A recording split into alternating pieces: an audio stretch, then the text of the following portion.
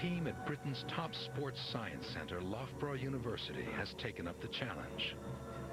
Their task? To use forensic science and some clever engineering to enable the athlete of Taranto to jump once more. And the athlete chosen to compete against him is Matt Payne, once a competitive decathlete who resembles the athlete of Taranto in terms of size and build. This competition will take place inside a computer. To start the recreation, scientists need a comparison model. In this case, a real-time jump from Matt Payne. 3, 2, 1, go!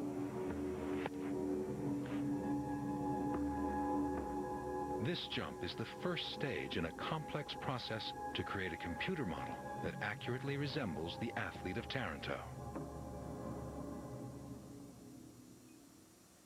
The jump, recorded in minute detail, is entered into a computer. But to complete the computer model, they also need to know exactly how powerful Matt's muscles are. You ready? Yeah. Big effort. Go. Keep with it, keep with it.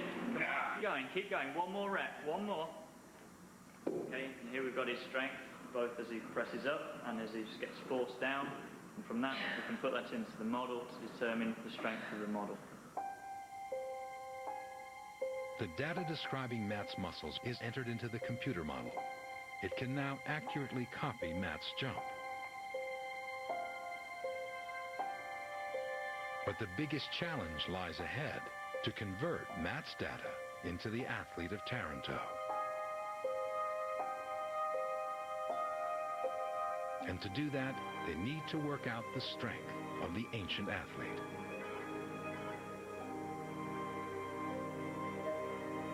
The solution lies hidden within his 2,500-year-old remains.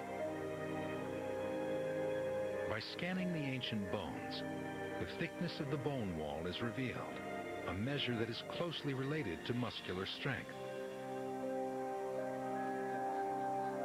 Matt is put through the same process. His overall strength is already known. The idea was that by comparing his bones and muscular development with the bones of the athlete of Taranto, it could be possible to build an accurate picture of the ancient athlete's muscle power. It took 6 months of painstaking work, but after 2,500 years, the athlete of Taranto is finally ready to jump again. How will he shape up against a modern-day athlete? So Matt, this is you, and here's the model which is able to accurately represent what you did. Okay. But if we then move on to the Olympian, we can see if he could jump any further than you. Let's start in the same shape. Slightly different extended body shape at takeoff. Looks like he's gone a bit further. Yeah, I jump in the middle as well. I don't think I jump high enough. And then at landing, we actually find that that's a 3-meter jump. It appears that an ancient athlete could have beaten a modern athlete of similar size. It is an extraordinary finding. The Loughborough experiment suggests that despite modern advances in training and nutrition, the ancient Greeks would not have been out of place in the stadiums of today. Despite understanding that their abilities might have been similar, it's difficult today to comprehend the sheer brutality of some of the events in the ancient Olympics. The combat sports.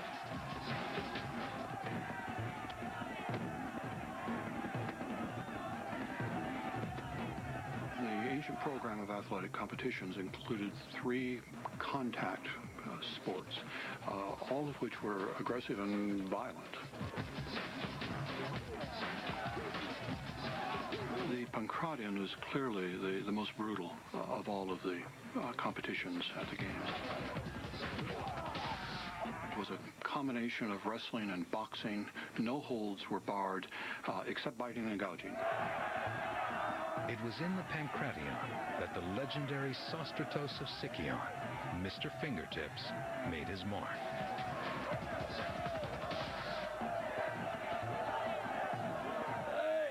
strangulation went on. People broke arms. But the point was to incapacitate your opponent.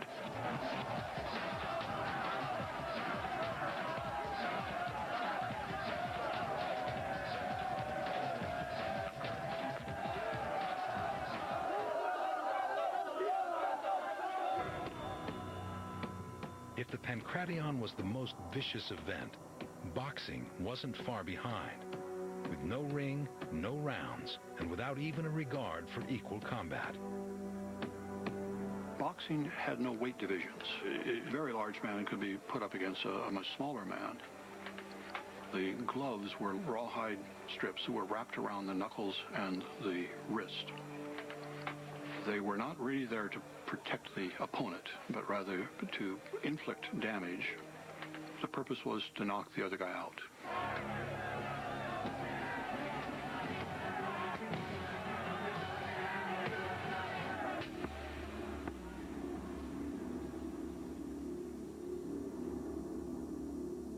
The undamaged perfection of our athlete's teeth and jaw confirmed that he could never have competed in the Pancration or boxing events. But there was another combat sport that, as part of the pentathlon, he could not have avoided. Wrestling.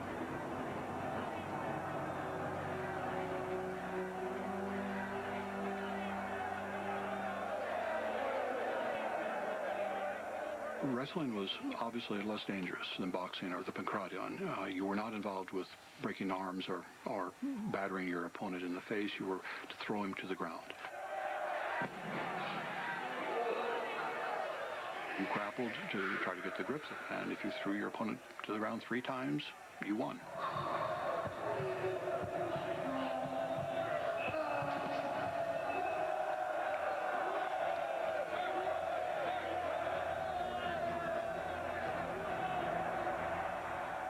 If the winner had still not been decided, it would all come down to the most ancient event of all.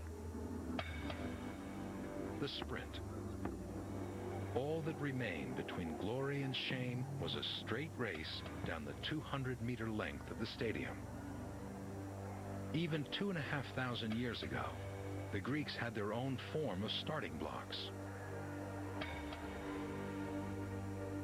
These blocks, uncovered at Olympia, mark the actual starting line of the ancient races. In the blocks, there are several post holes that are somehow associated with the starting mechanism. In addition to that, we have these grooves that run along the blocks. That is where the athletes place their feet or their toes in order to get into a starting position. It's a slightly odd one. Doesn't feel very natural. The Greeks also had to give considerable thought to preventing false starts, despite the oaths delivered before the gods promising not to cheat. They employed a clever gate with a tripwire ready to catch anyone who tried to jump the gun.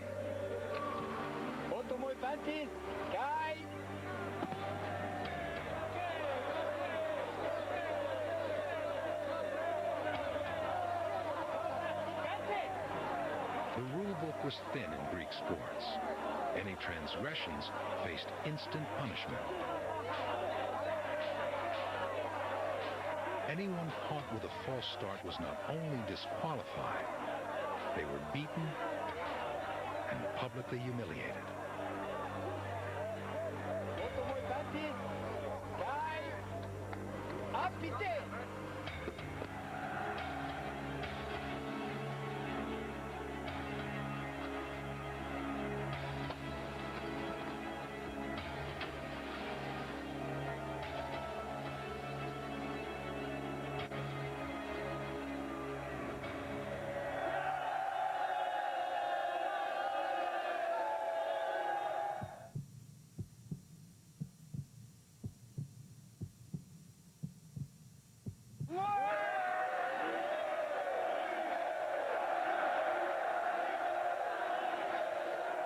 A new Olympic victor would receive the greatest prize ancient athletics could offer, a simple white woolen band that identified an athlete as an Olympian.